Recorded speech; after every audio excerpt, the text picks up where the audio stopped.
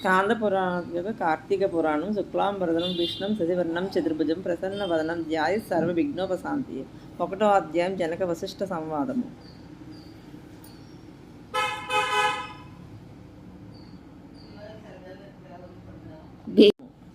నవమి సారణ్యమందు సత్రాయాగత దీక్షితులైన సౌనకాది మహామునులు ఒకప్పుడు జనకునికి వశిష్ఠ మహాముని చేత చెప్పబడిన కార్తీక మహత్యమును సవిస్తరముగా మేము నీ వలన వినగోరితిమి అని సూదుని అడిగిరి. సూదుడు ఇట్లు చెప్పెను: సౌనకాది సమస్తము నిస్వరులారా వినుడు. ఈ కార్తీక మహత్యమును వశిష్ఠ మహాముని జనక మహారాజుకు చెప్పెను. పూర్వము కార్తీక మహత్యమును వశిష్ఠ మహామునికి జనక మహారాజు చెప్పెను. పూర్వము నారదాదులకు బ్రహ్మయు, పార్వతికి శివుడు, లక్ష్మీదేవి విష్ణువు చెప్పినారు. దీని వలన సమస్త సంపత్తులు ప్రాప్తించును. దీని ఎన్నవారు జనన మరణ రూప సంసార బంధనములను త్రెంచుకొని మోక్షం పొందుదురు. ఒకనొకప్పుడు దైవవశము చేత సిద్ధాశ్రమమునకు బోచు వశిష్ఠ మహాముని జనక మహారాజు గృహమునకు చేరును. అంత జనక మహారాజు వచ్చిన వశిష్ఠుని చూసి సింహాసనం నుండి త్వరగా దిగి సాష్టాంగ దండ ప్రణామం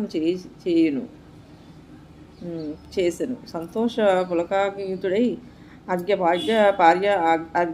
అర్ఘ్యపాద్యాదుల చేత పూజించి మునిపాద్యోదకములను తన శిరస్సును చల్లుకొనెను. బంగారపు ఆసనం ఉంచి వికసించిన తామర పువ్వుల వంటి కన్నులను గల వాడును సమస్త గుణములను సంపన్నమగుడును అను ముక్తిని భక్తిభావంతో ఇట్లు విన్నవించుచుండెను: బ్రాహ్మణోత్తమ, మీ దర్శనం వలన ధన్యుడినైతిని. నేను చేయదగిన పుణ్యమేమీ లేదు. ఇప్పుడు మా పితరులందరూ తృప్తి నొందున్నారు.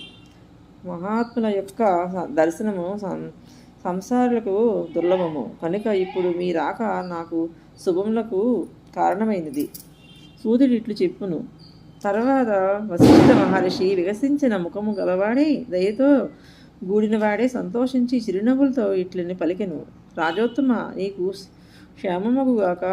నేను మా ఆశ్రమునకు పోవుచున్నాను. రేపు మా ఇంటి వద్ద యజ్ఞము జరుగును.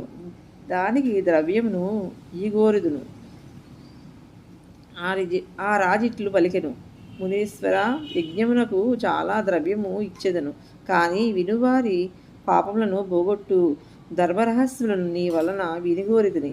నీకు తెలియని ధర్మరహస్యములు లేవు కాబట్టి అధిక ఫలము ఇచ్చేది సూక్ష్మధర్మములను నాకు చెప్పుము. మునీశ్వర,